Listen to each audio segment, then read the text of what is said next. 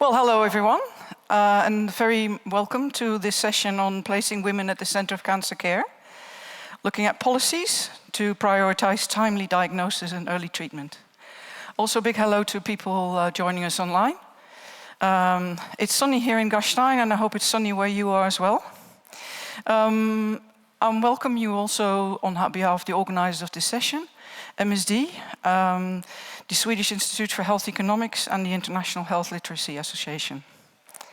My name is Nicolien Tamsma. I'm from the Netherlands, the National Institute of Public Health and the Environment. And I will, guide you through today in this session. But I'm joined by 5 speakers here, as well as a 6th one that you will only see on screen later on. And of course by our young Gasteiner, Elvira. Great to have you with us. We will be looking at the input online and also from yourself and from people that are at home or at work. So just as a short introduction, we know that 2 years ago, 2020, 3 years ago already, about more than 150,000 women died from women's cancers, such as breast cancer or gynaecological cancers. This was in the EU 27. That represents a bit less than 30% of the total cancer mortality in that year. Now, women's cancers place considerable financial and social stresses on families, on society, and of course a lot on the people that actually have the disease and are in need of treatment.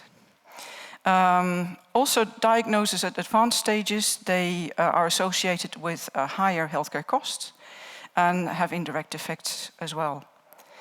And just to point out how timely our session is today, earlier this week there was a report in the Lancet from the Lancet Commission on Women, Power and Cancer, I really like that name, for a new feminist agenda for cancer care to eliminate gender inequality. And the study that they published there was the largest in their kind until now, looking at 185 different countries. And the Commission warned that unequal power dynamics across society globally are having, as they say, resounding negative impact on how women experience cancer, both in the terms of prevention and treatment. They also reveal that 800,000 women worldwide are dying needlessly every year because they are denied optimal care. So, time to look at what we're going to do today. We're going to explore the key challenges that are at stake and shed light particularly on what policies can do and why they are so important to advance work on women's cancers. And very soon we will have a kick-off from Thomas. But before we do that, there's a mini Slido exercise just to, getting in the mood is not the right kind of term, but you get your head around some of the issues that are at stake here. So if you kindly would like to take your mobiles out, also our colleagues online, then the question, of course, is in the EU 27, how many women will be diagnosed with breast or gynaecological, cancers in their lifetime? So what do you think? Is it 1 in 15? Is it 1 in 10? Is it 1 in 15? Is it 1 in 2? How much do you think it is? Just take some time. I think there's 7 people now at 9, so that's going well. Just wait for a little bit.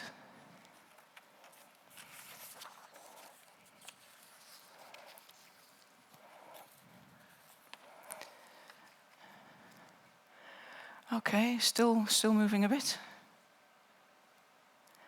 Now, I've been promised by my technicians that you will be shown the right answer in green. So half of us had the right idea, but I would say, to be honest, I was quite negatively impressed by this number. So again, this shows how serious the issue is. So could we have the second question, please? So breast cancer was the most common women's cancer in the EU 27 in 2020. But which type is the second most common diagnosed one?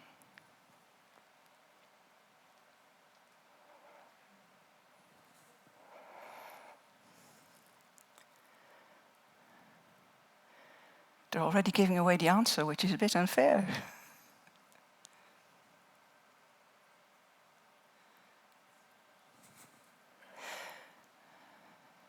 Okay, thank you. Well, it is uterine cancer. So this is not immediately to educate you all, but it's just to get a little kickstart for our debate. And of course, now the word is up to Thomas,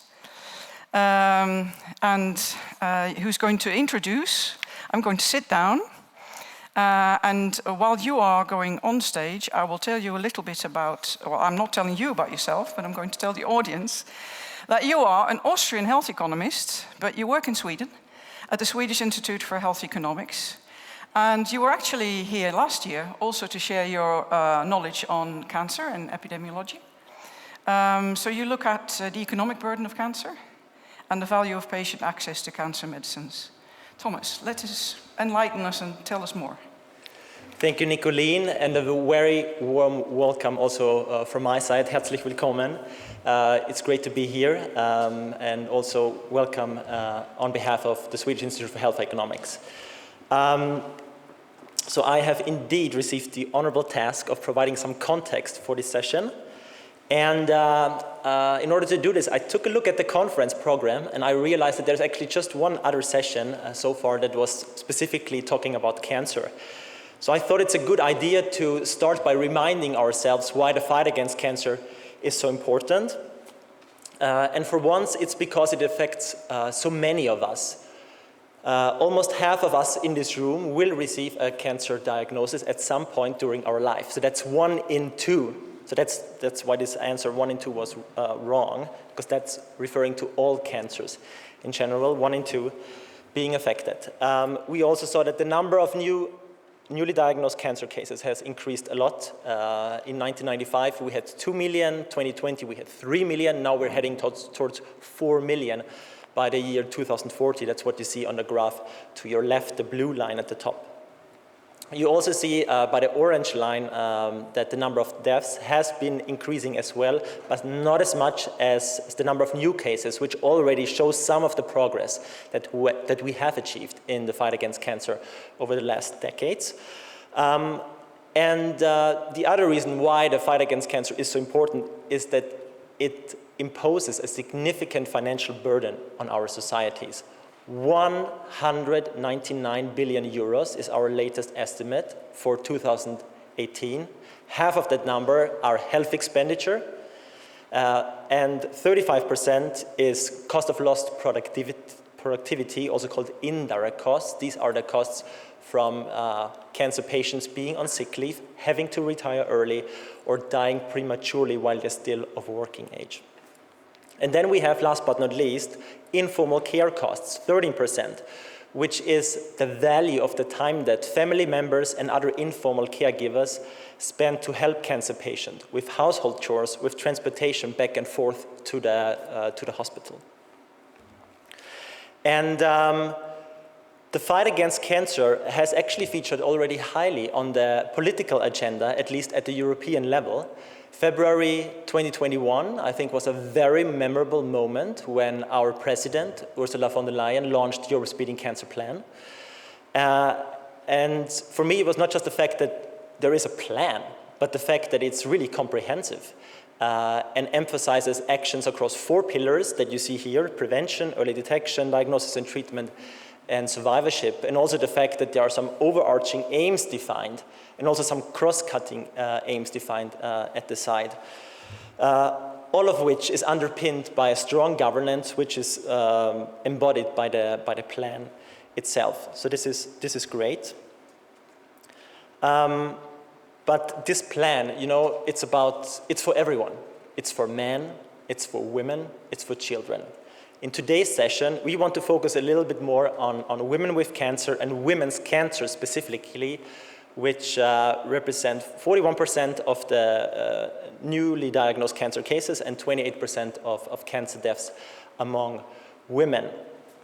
And when we speak of women's cancers, as Nicolene said in her introduction, it's breast cancer and it's different kinds of Gynecological cancers. I also struggle to pronounce it. And gynecological cancer, so that's cancer of the uterine, cancer of the ovaries, cervix, vulva, and vagina. And you see from these pie charts here that breast cancer is by far the biggest issue here, both when it comes to the incidence and the mortality.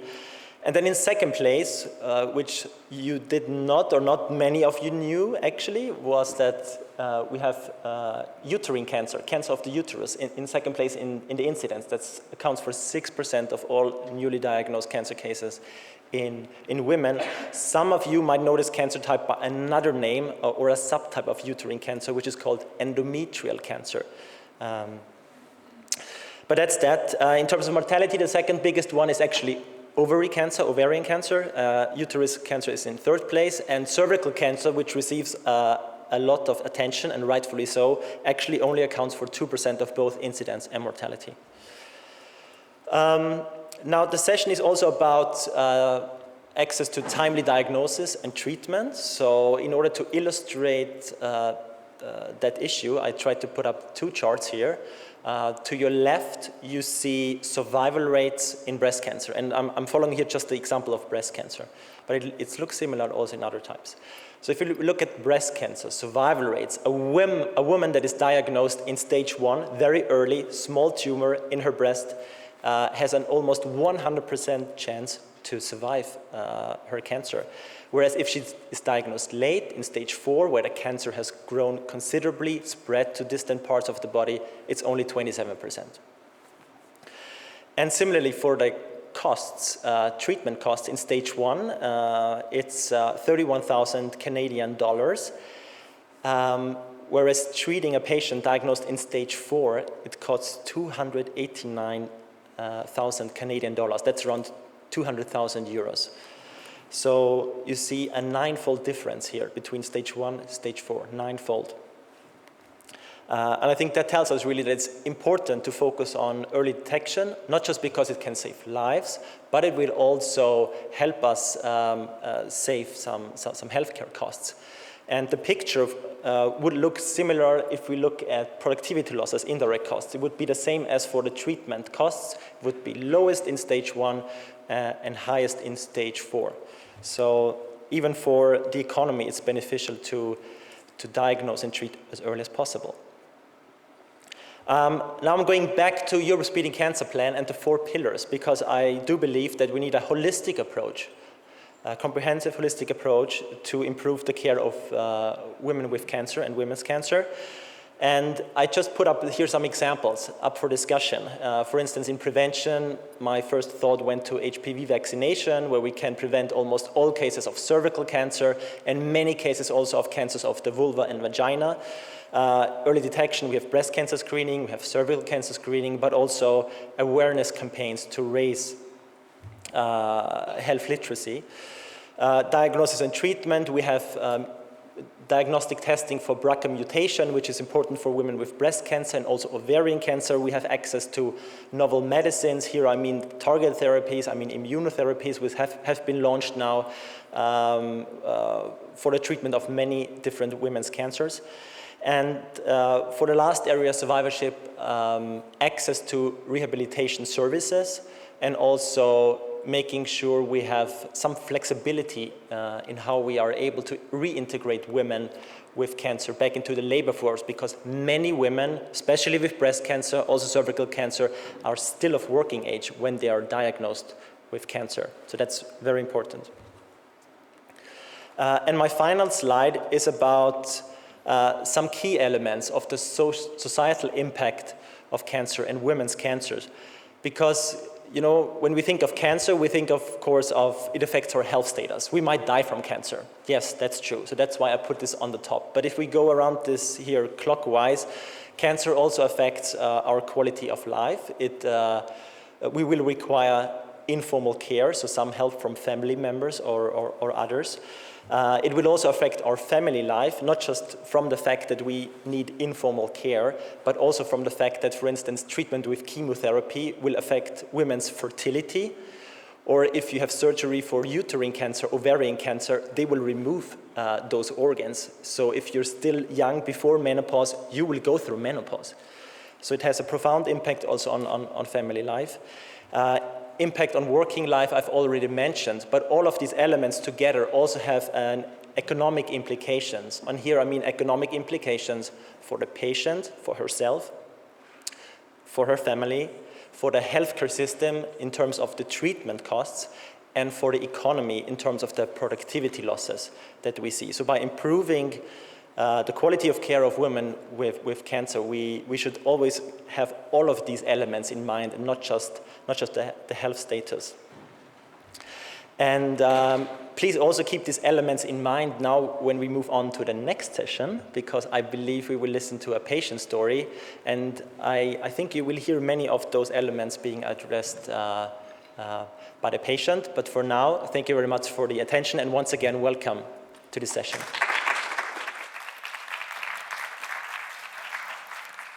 Well, thank you, Thomas, because so we're already a team, huh? You just sort of, I don't need to do the next introduction anymore, so if you want to kindly take a seat here, yes? Because yes, I mean, Thomas basically, from a more academic point of view, painted a picture of the key issues at stake, but of course, it's also really important to look at what that actually means to a person, other than just, wonderful slides that can be shared and knowledge that can be shared. So indeed, your point was that it's really important to have early access to treatment and diagnosis. So we're going to share a video. So there's an ex-patient, actually, I should say now, that will share some of her experiences with us.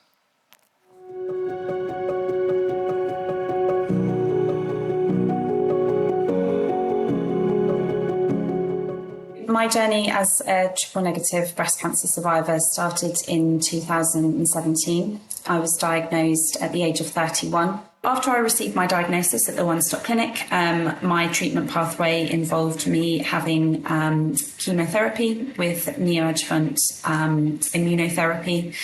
I then went and had surgery, which for me was a lumpectomy, so a wide local excision.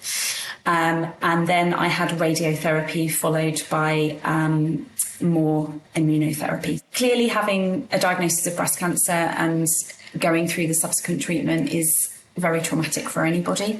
But for me, it was particularly traumatic on a personal level because I was diagnosed 4 months before my wedding was due to take place. I think learning about my subtype early influenced massively, actually, my decision-making process in my treatment, and also feeling comfortable with my decisions, because my team, my oncology team, the surgeon, the nurses and the consultants that were involved in my care always gave me the right amount of information at the right time, pitched at the right level to enable me to make informed decisions.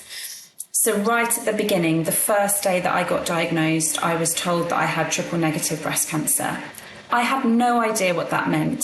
I thought breast cancer was breast cancer. I had no idea about subtypes. My gut reaction when I was told that I had breast cancer was to have radical surgery. I thought, I want this out of me, this disease. I want it away from my body.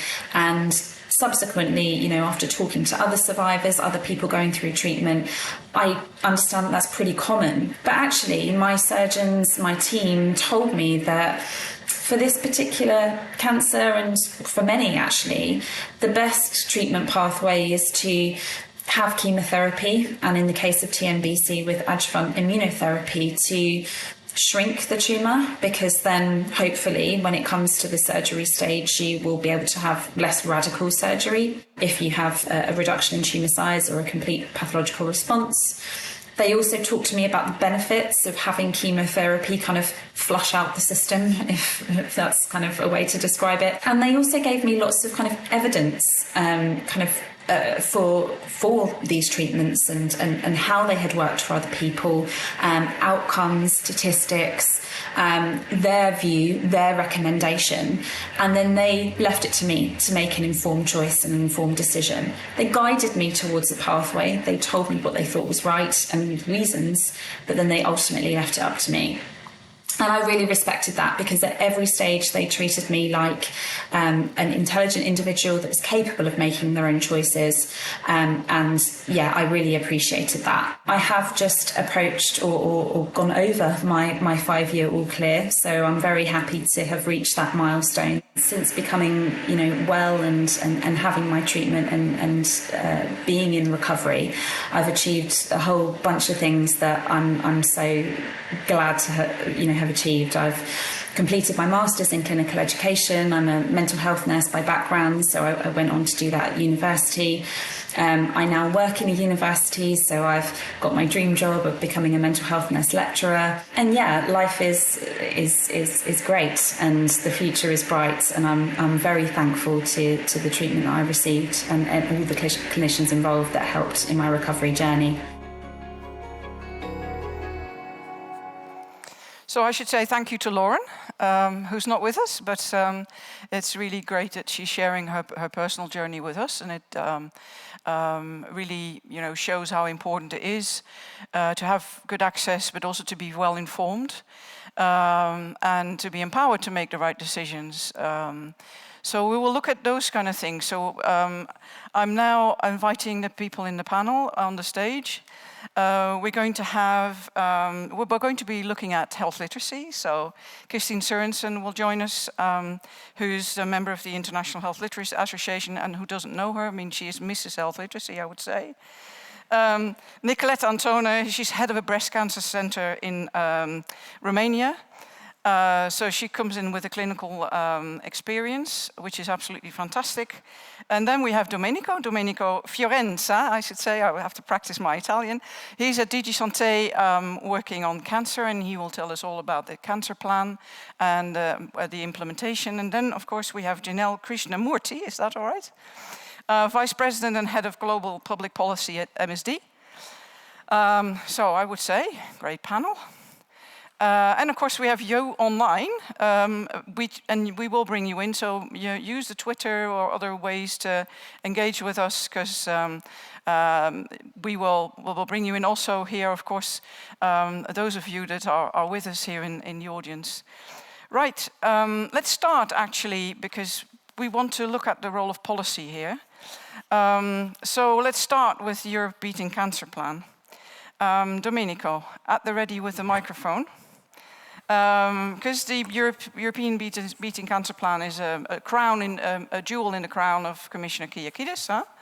It was in her mission letter. So could you say something about the key element of the plan, but also where we are at in the implementation? Okay, so Thomas already was kind enough to present the rough setup of the cancer plan. So I'll be very quick to just remind you that the cancer plan is based on 4 main pillars. It's prevention, it's early detection, it's diagnosis and treatment, and quality of life. It has 10 flagship initiatives. I'm going to talk about some of these later on. And 32 further actions. All in all, these actions have several sub-actions. So it's very, very comprehensive. It's more than 100 individual actions, which can be policies, which can be projects. It has quite some substantial funding. So it's 4 billion euros over the course of 7 years, from 21 to 27. And that's not all health. So that's, I think, one very important part of the cancer plan, that is not only health, but really living the health in all policies approach.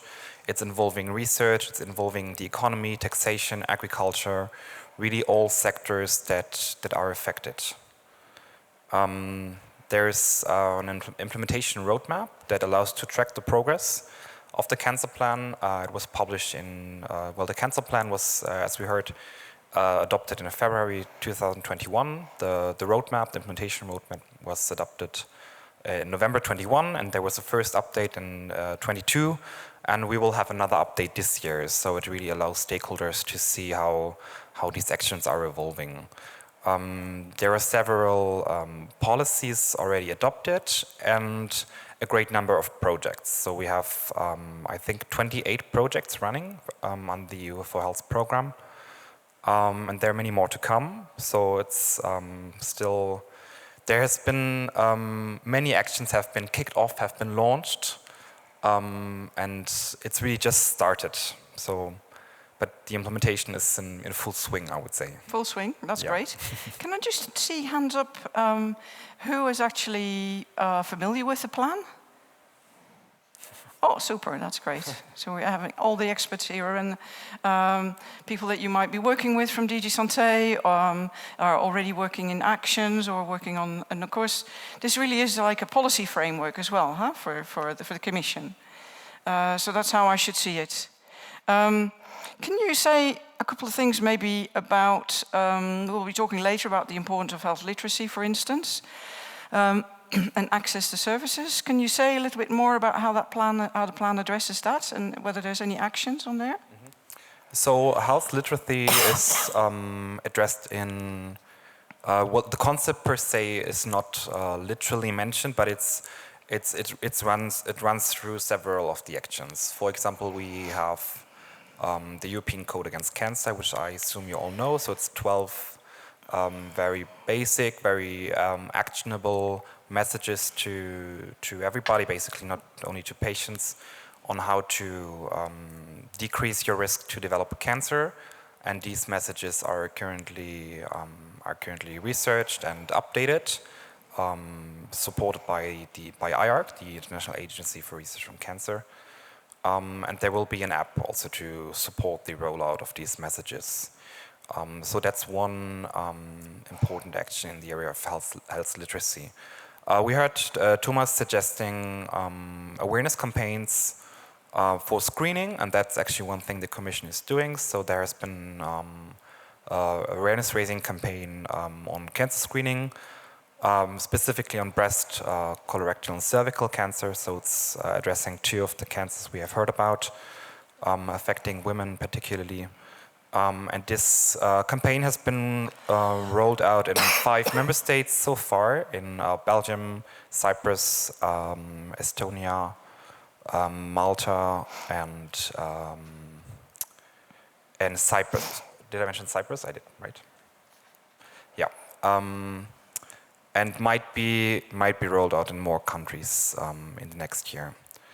When it comes to screening, it's one of the great achievements of last year was the adoption of the new Council recommendation on cancer screening, which replaced the previous recommendation from 2003. So that was quite a milestone, and it was long overdue, I would say, because there was, of course, in the last 20 years, tons of new evidence, and many developments which were not reflected in the previous Council recommendation, which was quite impactful. So we hope that the new Council recommendation also will have a great impact. It has also some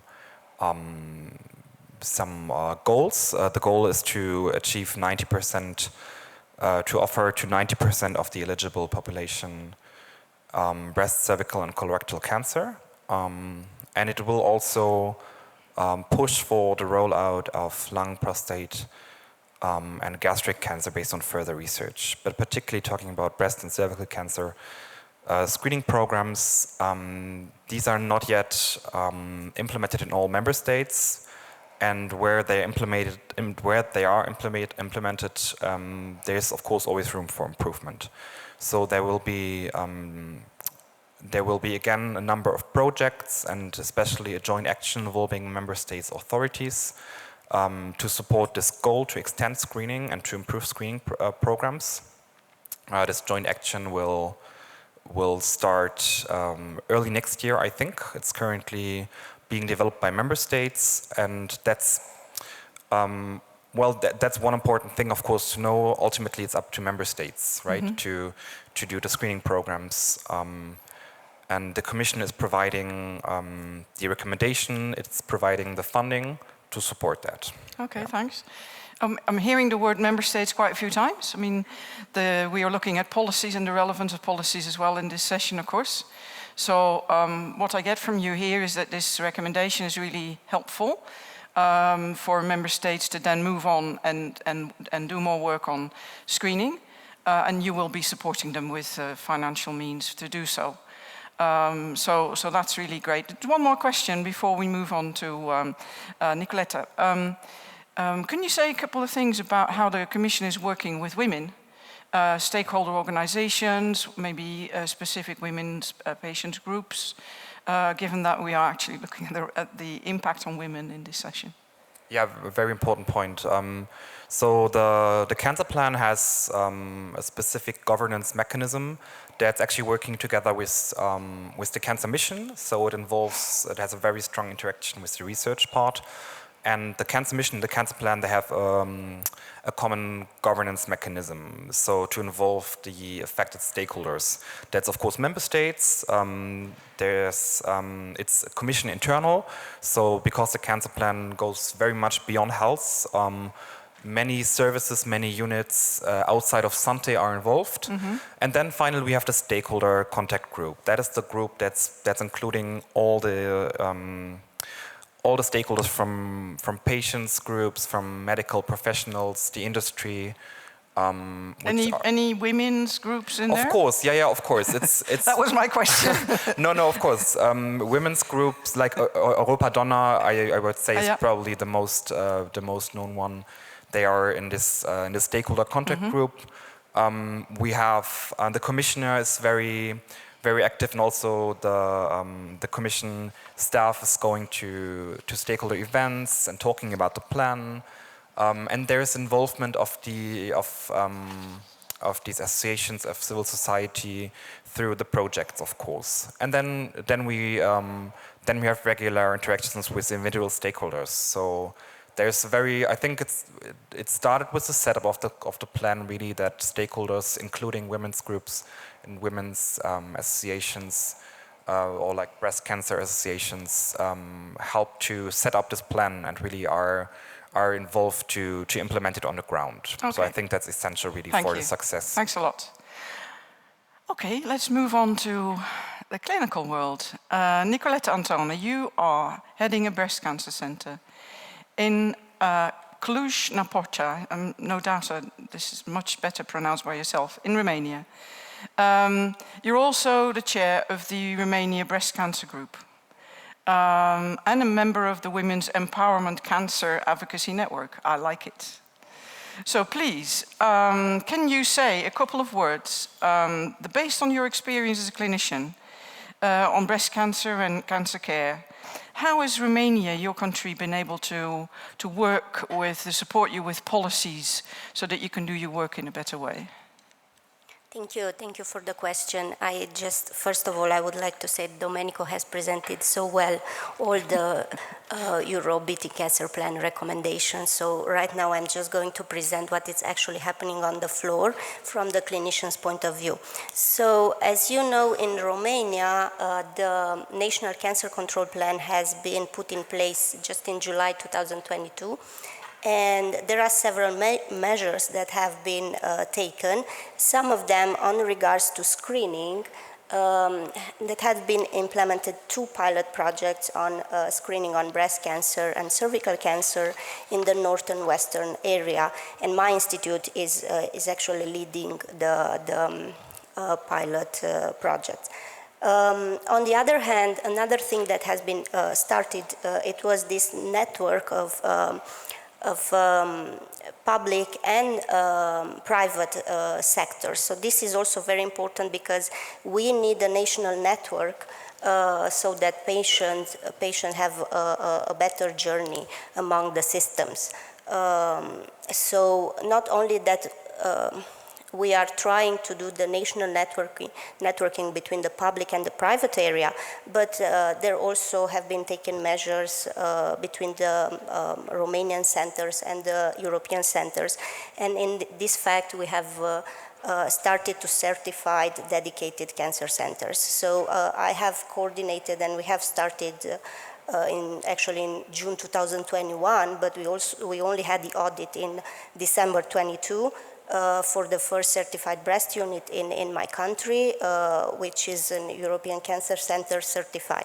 So this is very, very, very important because, as you know, there are several requirements that have to be fulfilled in order to have the certification.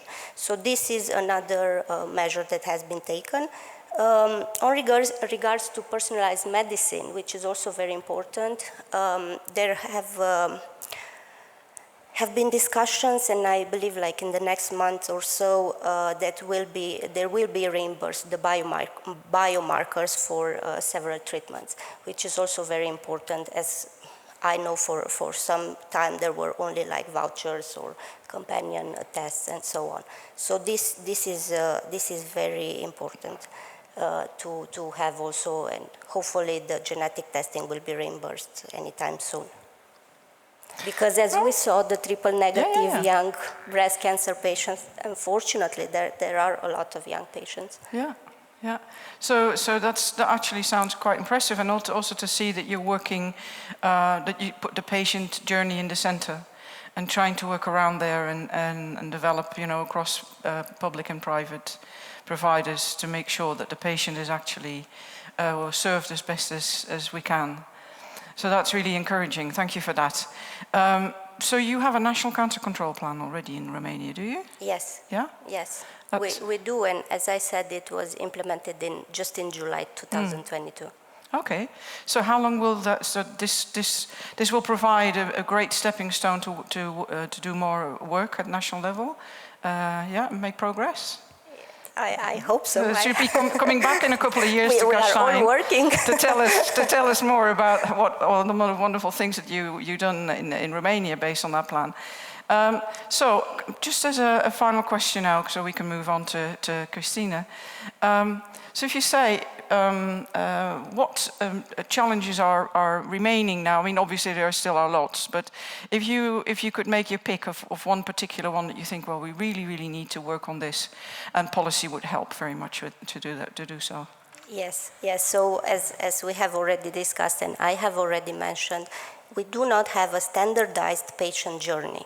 And this is very important because in oncology, the time frames are very important. Timely access to diagnosis and to treatment is very important because it impacts the patient's survival.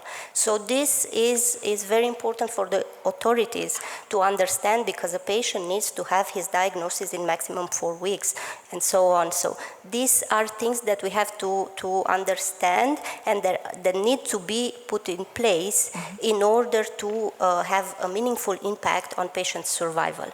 Okay. So this is very important. Thanks very much. Thank you very much. So now I'm moving on to Christine Sørensen, who's the founder of the Global Health Literacy Academy.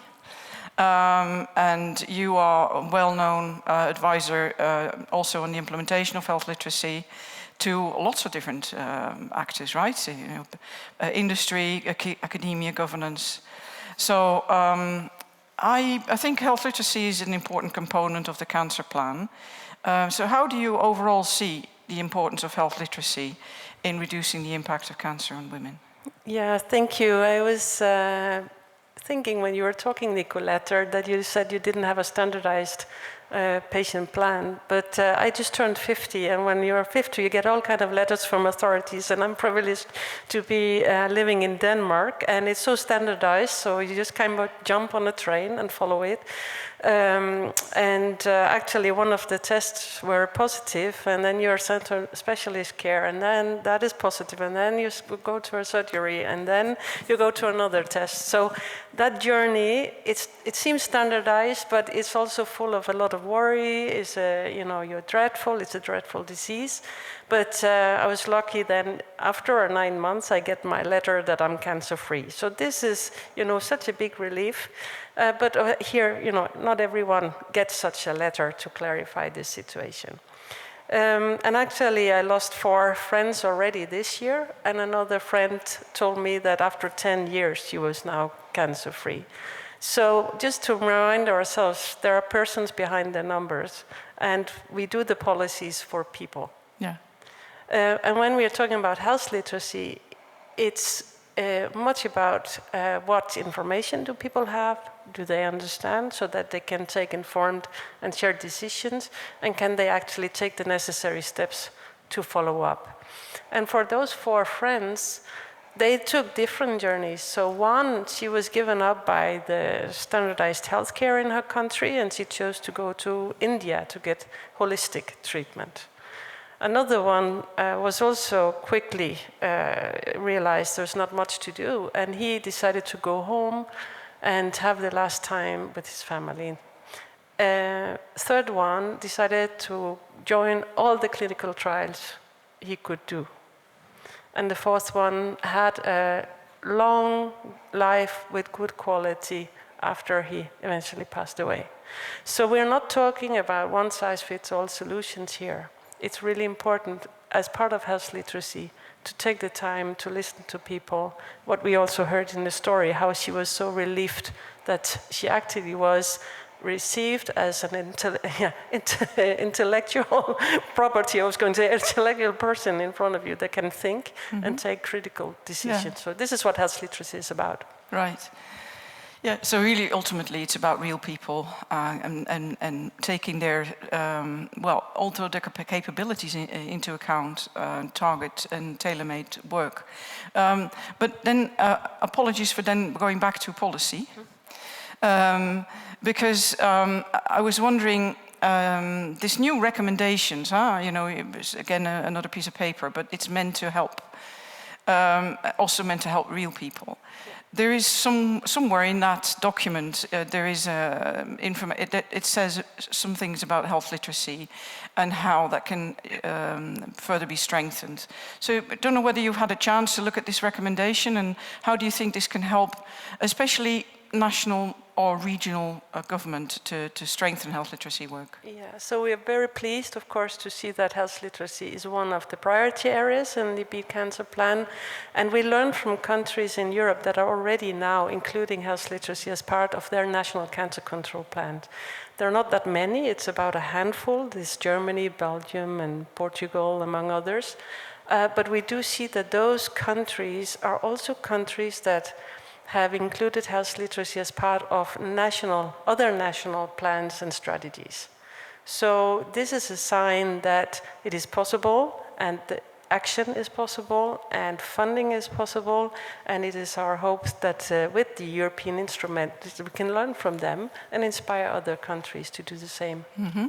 So do you think it would be an idea, I mean, you can always give subtle hints to the Commission, do you think it would be an idea to share the experience from those countries that are now a little bit further ahead on how health literacy has taken off, and share those experiences with the countries that are still more or less at the beginning?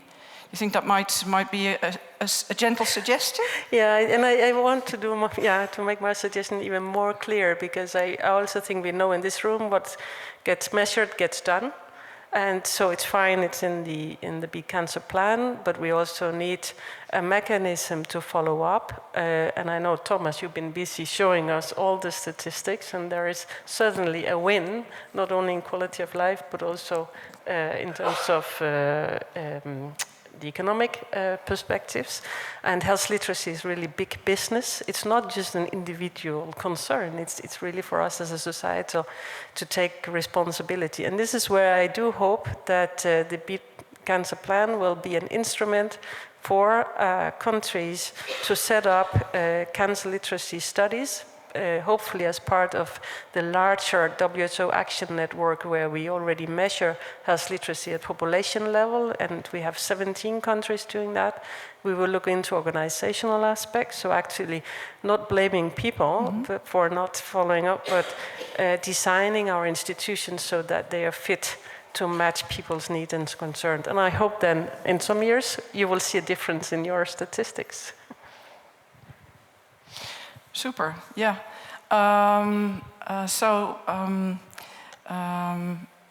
think there are already quite a lot of, interesting when you say cancer literacy studies, but you also mentioned WHO, who of course we have utterly ignored until now, which is totally unfair, because they also have a key role to play here. So can you, for half a minute, maybe say some more words about the work that you're doing with them? Yeah, so I think there are even more partners to think of. Of course, with the big cancer plan, we have a fantastic instrument for our European EU member states, but beyond that, there is the World Health Organized European Union region, and we have launched at global level a manual on how to improve health literacy for NCDs. But also, interestingly, Council of Europe in Strasbourg, and they have 40 member states, they relate health literacy to human rights.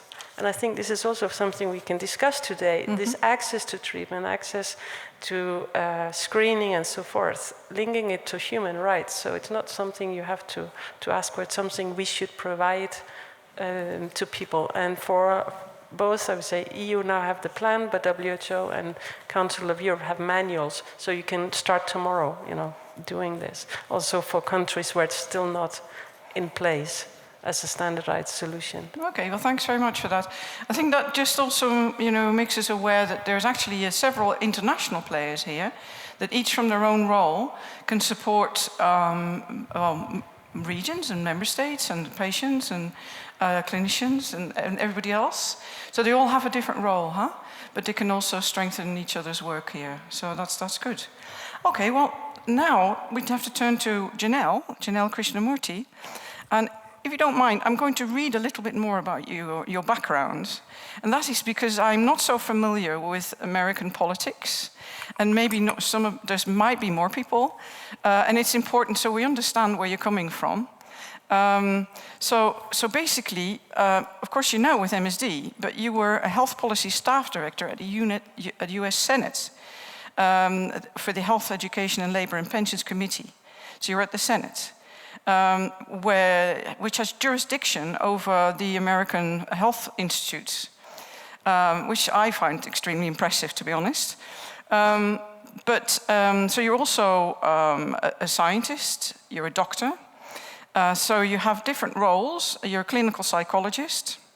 I'm an ordinary psychologist. But anyway, so you've had lots of different roles. And I wonder how from those roles, there's a reason why I'm explaining this, because I wonder how from those different roles that you've had, these different hats, you're still the same person, you've learned along the way. How do you look at the role of policy as an instrument, an essential element in making real change for people ultimately, for the Laurens of this world? Thank you for that question, and it's an honor to be here. I have to say, policy to me is just so energizing, but it's the first step. It's a really tough step. It's something that takes all of us in the room to build the evidence base, the science base, to look at the political will. How can we ensure, and like what the European Commission has done with the Beating Cancer Plan, how can that become the priority that we're going to actually devote time, budget, infrastructure, working with stakeholders to develop this plan and to stay centered on this? We know there's a lot going on geopolitically right now. This is really important, though, and I really thank everyone in this room, because just to get the policy, which is just the beginning, is a huge accomplishment on itself. Mm-hmm. However, that's just the first step. Once, like we have the European Beating Cancer Plan, now it's up to us really to roll up our sleeves, and how in the communities do we execute on this and make it our own, localized, so it helps our own citizens and that they are able to have access to this care.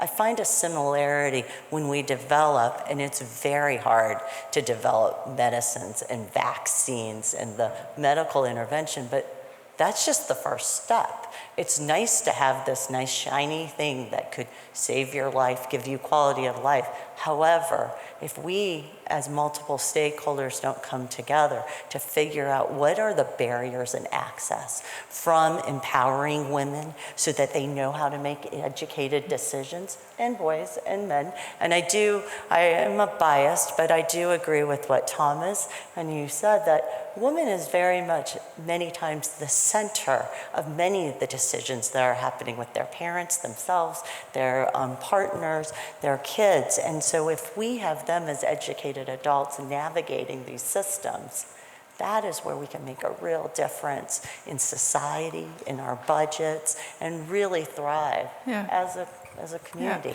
Well, I think it's interesting what you're saying also.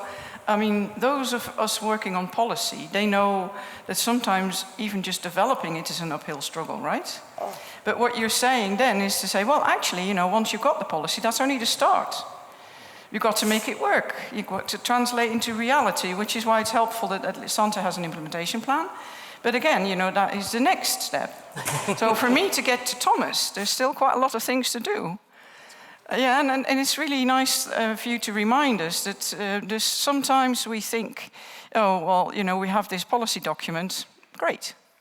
You know, let's move on to writing another policy document on something else. But the policy documents are still important. Fair. Thank you for that. And now I was wondering, of course, I also asked this to Domenico, you know, how are you working and collaborating with different partners, including women, policymakers, advocates, to reduce barriers to cancer care? I think we do that in three main ways. One, it's building the evidence based on how should the policy be developed? How should we be working together? Sometimes we in the forefront of developing some of the medicines, vaccines, or diagnoses, we have the clinical trial information, but we need to work with stakeholders because they know the end product. How does this actually get delivered? And then where's the barrier? And then also working with government officials. As a past government person that was responsible for figuring out how do we actually fund this innovation to get to the people, I needed solutions, you know? I'm not the expert on this. I want to work. So you're working with real people, and you're also a real person, of course, but, you know, with stakeholder organizations to get an understanding of, you know, what the needs are so that you can target that better? And develop the right policy that is going to help get that access to the person, and develop the next generations of medicines and vaccines. And then I'd pull it through. We work with other groups that are actually in the cities, in the communities. So we're seeing how can we help with health literacy? How can we help the healthcare system itself? And I don't even just like say healthcare system, because so much of it happens in the community. So the health system, employers, faith-based groups, we owe it to so many people that don't have a voice at the table to be that voice and to help to see it end-to-end, prevention to treatment. Just to add a mini bit that I do know, and not everybody wants, but you did work on the Affordable Care Act, right, in the US? I wrote the prevention title. Well, there you go. So some of that passion has gone into policy that makes a difference in the US. And you know, I think that is quite interesting to see so many different angles now, you know, being joined in one person. So the passion is obviously still there. So thank you for that. So that sort of completes our entertainment bit, in the sense that this is us talking. But of course, we're going to bring in you and the audience, and Elvira has done some monitoring already. Before I do that, I do want to check whether there's anybody, because we have talked about policies, and you know, the Commission is here, but we're aware that we can only bring so many people to the stage, and so it'd be really good to understand whether there's somebody here from a national policy perspective that, having listened to us, and the various countries that are maybe at the forefront or at the back front, which is not an official word. But there's somebody here that can share some of their observations from a national policy perspective, maybe? Can I invite them? Yeah? Well, I know that you're Vesna, but please can somebody make sure that Vesna gets a microphone, and maybe you want to introduce yourself. Thank you very much. I'm very happy to be called just Vesna, but actually I'm coming from the Ministry of Health of Slovenia. I've worked there for 25 years, even more, and I'm a medical doctor, so I sacrificed my medical career to work in policies. So now I was listening carefully to you, and I have few things to say. My country, a very little country, has really invested a lot in cancer treatment, prevention, really taken a comprehensive approach to cancer. Why was that? Why have we decided to do so? It was based on evidence. When we entered European Union, we realized that actually we are lagging behind those wonderful Western European countries. So we said we need to do something here. So where do you start? You start first at home, but then you are also very much aware that many things depend on how it's done internationally. So we pushed internationally. And we had some basic agreements what we want to do. Our health system is based on equity, equal access, call it universal health coverage or whatever, but we always want to make sure that every woman, no matter what, no matter which insurance status or so, will have the same quality of treatment. That is basic for us. Then very basic for us is, of course, that we aim for comprehensive approach. But when we say comprehensive approach, and now I turn to you, Thomas, it's not only about vaccination, you know, as a prevention. It's also about alcohol policy, tobacco control, and so on. So I would really want to hear something in context with cancer on that as well, you know. And then, of course, for us, it was very important, the screenings. We did understood that as early as possible, and there you showed it how important it is. So we started to invest in screenings, really invest money-wise, people-wise, you know, used every tactics, organized screenings, and also used all capacities. And here I come to something that was mentioned, but I will want to make it really clear. We have patients. And sometimes we say they need to sit around the table when we make decisions. So we had already several action plans. You know, we evaluate them, and then we have a new strategy, new action plan. But of course, always patients are there. But patients are not, they have more than that, you know, capacity to be able to share with us their needs. They can also contribute in implementation. So we decided, Europa Dona was mentioned, to invest in those organizations so that they are there for patients, not just ask them to be there. Of course, they are volunteers, but they need some basics. So now they are seated in the cancer center, and when you come to a cancer center, this is the first thing you see. You know, patients who can offer you support, patients who can do the health literacy, if they, of course, are into it. So we have to invest in them, empower them. It's not only money, as I said, it's trainings, everything, you know. So that is what has been done nationally. But internationally, Slovenia was also pushing really hard since 2008. Everything that is rolling out now, you know, was actually decided back then. Countries made some conclusions. It's so important. Why is it so important international for us, small country? Because we cannot do everything ourselves. If you look at big Germany with all the institutes, maybe they can. I'm not even sure that. But a little country as mine, we don't have the capacity. So we are dependent on international. We are also dependent on international organizations. You mentioned health literacy. That is essential, you know, monitoring health literacy. There is a network, I think it is chaired by WHO, POL network or something. It's based in Austria. Slovenia is participating in this. It's so important to know, you know, what is really happening. So that motivates governments and people, you know, to increase, to improve. So, as I said, Slovenia and my ministry, we are working in two directions. One is national, the other is international. And I think that is very important for the country. Thank you. Thanks ever so much. That's really helpful. And I'm very grateful that you were willing to share that, because Slovenia indeed has been a major player in making advancement at European level, running several joint actions and all kind of other things. A little bit like Finland has worked on the mental health agenda at EU level. And also thank you for bringing up the importance, of course, of determinants of health and factors such as alcohol and tobacco, obviously very important aspect to help avoid people getting cancer. So thank you for that. Also conscious of time, and I do want to first go to Elvira now to see what you have harvested for us at the moment.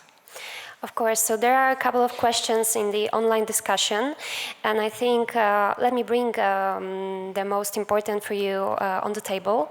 So as we all heard and I believe agreed, if we have the diagnosis of cancer at the early stage is better. So here is the first question: how can we better support early screening and detection? And the second question, more or less related to the first one, are workplaces supportive enough for women with cancer diagnosis? Okay, thank you very much. So there's one about access is early screening and detection. And the other one, sorry, I missed this because I was writing. Workplace. Oh yes, of course, workplace support for people that have a cancer diagnosis and want to... Women with cancer diagnosis, yeah. Super. Oh, that's great. Well, actually, let's see whether there's any more questions from the audience, and then we'll get a few together, and then I'll come to turn to the panel and see who can answer what. Are there any questions or comments from the floor here? Can I have the microphone? Thanks. I'd just like to link the important discussion here to the overall discussion here at this conference, which is about health systems and crises. And I'd like to hear from the panelists to what extent the overall crises in health systems is affecting cancer in the various dimensions that have been mentioned here, about perhaps reduced access, perhaps non-investment, particularly also if you could say something about the workforce in cancer care, again at various levels. And just to add something to that, there's been a lot of hope here at this conference that digital and AI would help us address some of those problems. And I understand in some cases, cancer, again in the widest sense, is in the lead here as a field, particularly around diagnosis. So I know that's a whole package, but maybe you want to address one or two of these issues. Thank you very much. Thank you. More comments? We've got 3 now, so it's fine to have another one. Yes, please, here at the front. Hi, I'm Laura Williams from Cancer Research UK. We're the world's largest charitable funder of cancer research.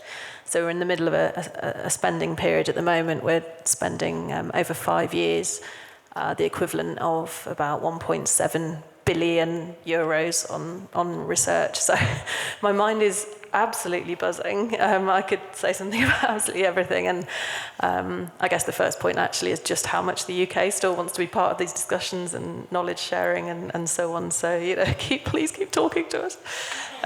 Well, you're coming back to Horizon Europe. Coming back to Horizons. Well, yeah, that's really, really important.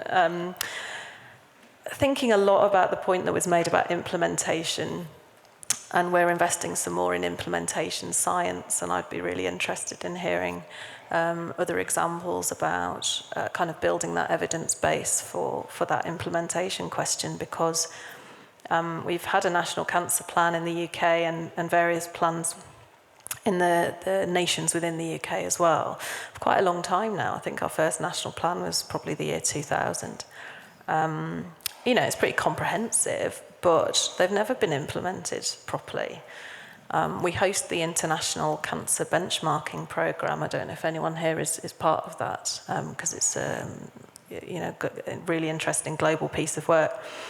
And they published a study last year which showed that countries with national cancer plans do have better outcomes. They've made that link. but crucially, as long as they have the budget and full implementation, or as close to full as possible. So I'm just really, really interested in that question, really. And I suppose the other point was about kind of what kind of research communities do we think we're going to need to support these future challenges and opportunities. We're really involved in knowledge sharing and convening communities around tobacco control for a long time, but precision medicine and precision prevention, early detection, all these things. But I kind of feel sure that there's communities that we're going to need that maybe we don't have yet. So any comments on that would be really interesting. Thank you. So I'll stop the questions here, because that would also leave some time for a proper reply from the people here at this end. And I would think I will start with Nicoletta, actually.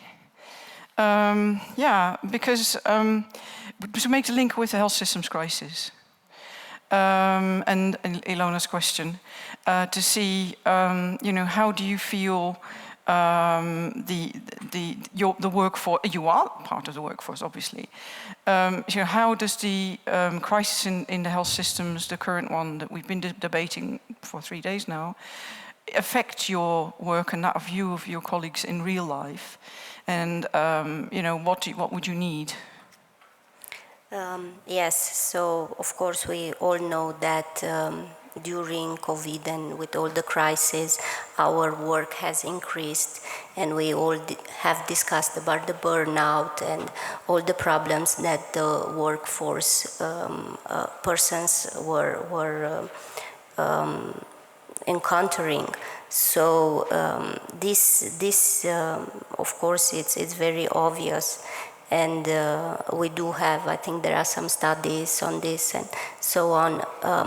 But I believe that we are struggling now with other measures. I mean, especially in my area. Right now, as we said, we are trying to implement the National Cancer Control Plan. So we have a little bit shifted from that crisis on the COVID and so on to the other areas. So this is also very important to have in mind, that unfortunately the workforce have been overworked, in burnout and so on, and especially women, because some of them as physicians, we're also mothers, we're also doing a lot of other things. But I think if we work together and we are setting some goals, we can move on. Thank you.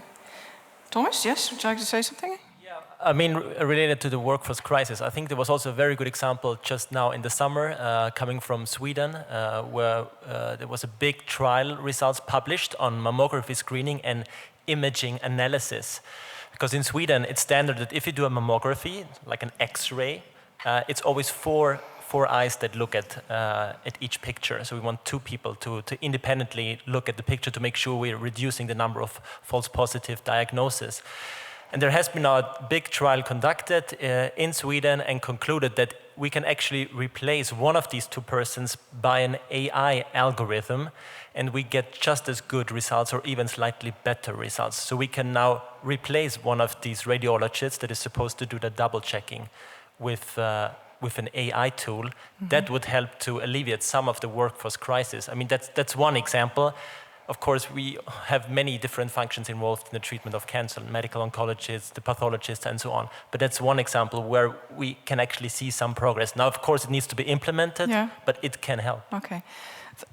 Yeah, I'm also conscious of time, and we have quite a few questions. But if you feel you have some wisdom to share, feel free. Just real quick, I think it's also, we can't be short-sighted when we're thinking about the workforce shortages. Also, we need diversity of women and girls getting involved. We have to think high school and middle school. I mean, we need our, I know I do a couple programs with high school of diverse background, lower income girls, and inspire them so that they are ready to take the science courses in college and then graduate school and then be our next generation. So I do think this is a moment in time. We have to deal with the crisis, but let's take a step back and what are some sustainable, long-term pipeline programs we can put in place in education? And that's breaking the silos. We can have these great beating cancer plans, but if we don't have the workforce for the future, we have to look at funding and education as well. We've had a session actually looking at retainment and things like that. So, Christine, I know you want to say something, but I also have a question for you. So, given that time's running out a little bit already, please can you combine whatever it is that you want to share now, also with a question about workplace supports? Because I'm wondering whether you are working with people in the workplace just to increase health literacy there. Exactly, that was one of my points. But first about the workforce, I think we have to look at, to solve the crisis, we need to think out of the box and also use that example that was provided by Slovenia, investing in the civic society and our patient organizations and considering them as partners. And being now on that train, you know, I saw professionals a few minutes on that journey. Most of the talks I had was with friends, my mom, you know, others, and they are the ones that need to be skilled to teach me the health or give me the health literacy. So we do need to invest out of the box, not only in the workforce. I think they do a brilliant job under really stressed conditions. I mostly hear very good things about the workforce, so we continue on that, but we do need to think in partnerships to solve the crisis. The workforce, I do see that public and private companies now invest in the health literacy as part of health at work programs. We have moved from occupational health to really health at work and well-being programs, and that links up to quality of life. So I think our language has changed a lot, and we can add cancer into that whole strategy. So policies are not only political policies, policies are also health at work policies we should focus on. Yeah. Okay, well, thanks for that. Now, there's two people that I will still bring in before we close. I want to ask Domenico something about the workplace, the work that you, well, I'm sure that there's something in your cancer plan and implementation plan on how you work with DG employment, for instance. So if you can say a couple of things on that, and then I want to go to Janelle, because the word implementation science, well, sort of links a bit with your wish to just move on from policy and act on it. So, Domenico, if you want to say something about, you said the cancer plan is, you know, it's an intersectoral plan for bringing different DGs together. So, just briefly, can you say where comes DG employment's work here? Because obviously the EU has more competencies in employment. So there's one particular action under the quality of life pillar looking at employment. It has just kicked off this year, two months ago. And it's really starting at the basic level, let's say. The goal is to conduct a study on job retention and return to work for cancer patients and survivors. And that is in fact in collaboration with DG Employment. And the aim is first to do kind of a mapping exercise. What kind of legislation, what kind of policies do we already have in member states and further countries? We're also looking beyond the EU. What policies and support instruments are already in place? And how can we implement them in other countries? So what are the best practices? And are they transferable? So to give an inspiration to the whole of the EU, and this it's one of the actions where there is also this inequality focus. So looking, are women particularly affected? Are younger people, are they included in these policies? Because often we don't think about younger patients, how it affects their life and employment. Are small enterprises, small companies affected differently than bigger companies, of course. So all of these factors are taken into account in this study, which will then, I hope, give some indication on which policies we might implement. Okay, thank you. The next step. So just come a little bit there. So there's research. No, I'm sorry, there's no time for you. I told you I was going to be a strict mistress of ceremonies.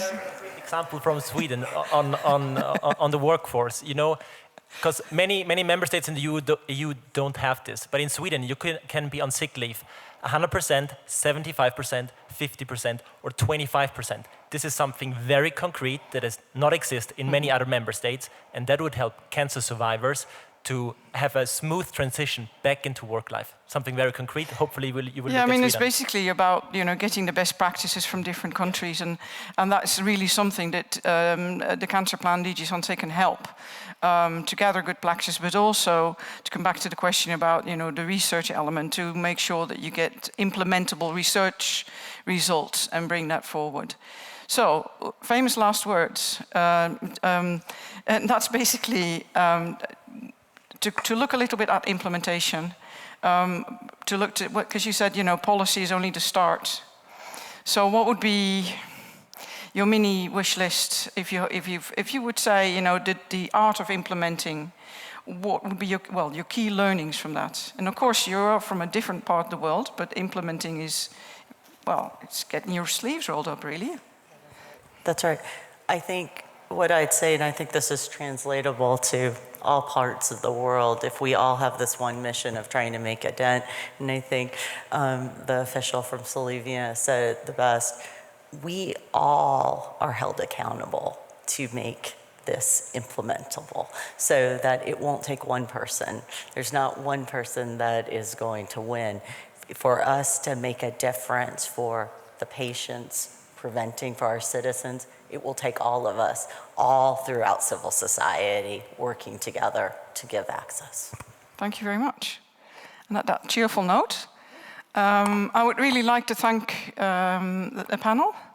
I would like to thank you for being with us at this day, while the weather is fantastic, sharing your questions. I think the issue, we've only just started to unpick things.